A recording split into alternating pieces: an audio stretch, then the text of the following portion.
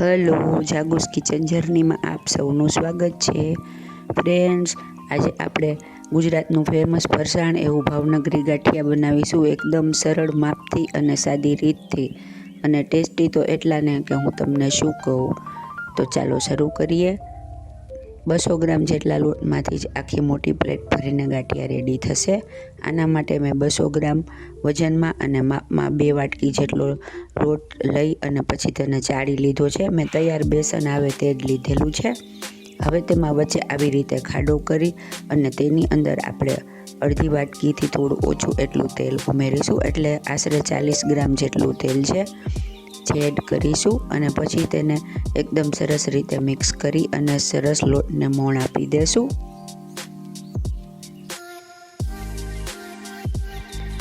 મેં આવી રીતે ચમચીથી મિક્સ કરેલું છે, તમે હાથેથી પણ કરી શકો છો.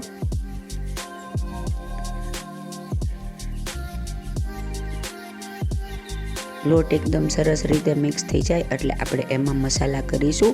આના માટે અડધી ચમચી અજમો, અડધી ચમચી જેટલી હિંગ, સ્વાદ મુજબ મીઠું અને અડધી ચમચી બેકિંગ સોડા ઉમેરીશું. બેકિંગ સોડા મેં આપણે રેગ્યુલર વાપરીએ તે જ લીધેલો છે. તમારી પાસે ગાંઠિયાનો સોડા હોય તે લઈ શકો અથવા તો પાપડ ખાર પણ લઈ શકો. બધું બરાબર મિક્સ કરી દેશું. હવે બધું મિક્સ થઈ જાય એટલે આપણે તેમાં જે વાટકીથી પાણી લીધું છે તે જ વાટકીથી માપી, તેલ લીધું છે તે જ વાટકી માપી અને પાણી લઈ લેશું. આમાં એટલું જ પાણી લગભગ જશે, જો ઓછું લાગે તો થોડું એડ કરવું. પહેલાં તેલના માપનું જ પાણી એડ કરવું. બધું બરાબર પહેલાં મિક્સ કરી ચમચીથી અને ત્યારબાદ આપણે હાથેથી તેને કૂણવી લેશું.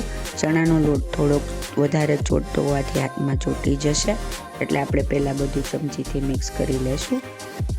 હવે બધું ઉખાડી અને સરસ લોટ ભેગો કરી લેશું.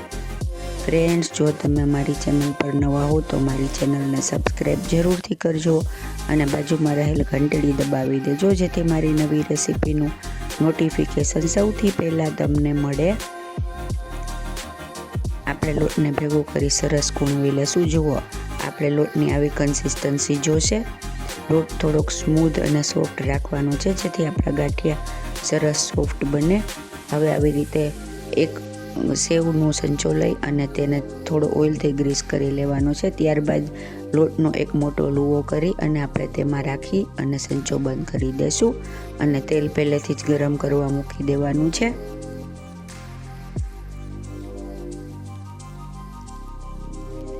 આટલા લોટમાંથી ઘણી બધા ભાવનગરી ગાંઠિયા રેડી થાય છે. આપણે તેલ ચેક કરી લેશું. તેલ સરસ રીતે ગરમ થઈ જાય એટલે ગેસની ફ્લેમ થોડી મીડિયમ કરી અને ત્યારબાદ આપણે તેમાં આવી રીતે ગાંઠિયાને પાડી લેશું. ગાંઠિયાના સંચામાં જે સૌથી મોટા કાણાવાળી બ્લેડ આવે છે તે મેં ગાંઠિયા માટે લીધેલી છે. તમારી પાસે જારો હોય તો એમાં પણ ગાંઠિયા પાડી શકાય.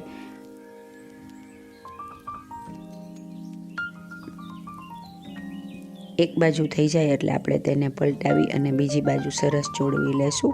અને તેલ એકદમ બબલ્સ એમાં ઓછા થઈ જાય એટલે આપણા ગાંઠિયા રેડી થઈ ગયા છે.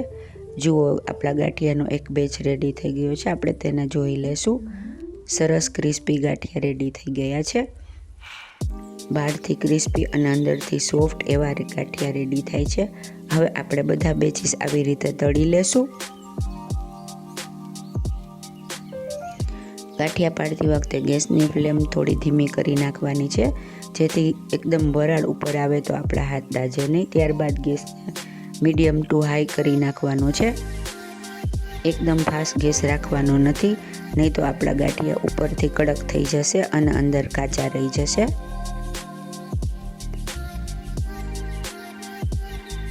જુઓ, આખી મોટી પ્લેટ ભરી અને આપણા ગાંઠિયા રેડી છે ને એકદમ જોરદાર, ખાવામાં એટલા જ મજેદાર છે. હવે આપણે એને એક પ્લેટમાં લઈ લેશું.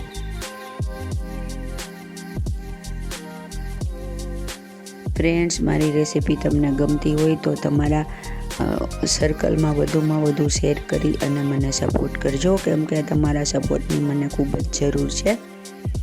હવે આપણે તેની ઉપર મરી પાવડર અને થોડું સિંધા નમક એટલે કે રોક સોલ્ટ બંને એડ કરીશું. સંચળ પાવડરથી આનો એકદમ ટેસ્ટ સરસ આવશે અને સરસ રીતે ઉપર સ્પ્રિંકલ કરી દેશું.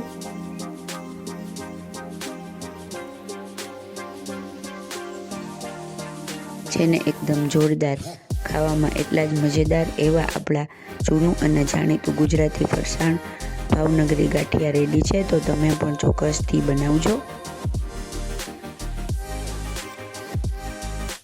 હવે આપણે તેને જોઈ લઈએ.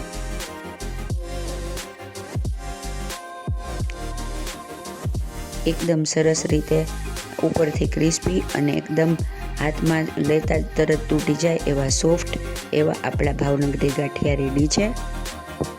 ફ્રેન્ડ્સ, જો તમને મારી રેસીપી પસંદ આવી હોય તો મારી ચેનલને લાઈક, શેર અને સબસ્ક્રાઈબ જરૂરથી કરજો.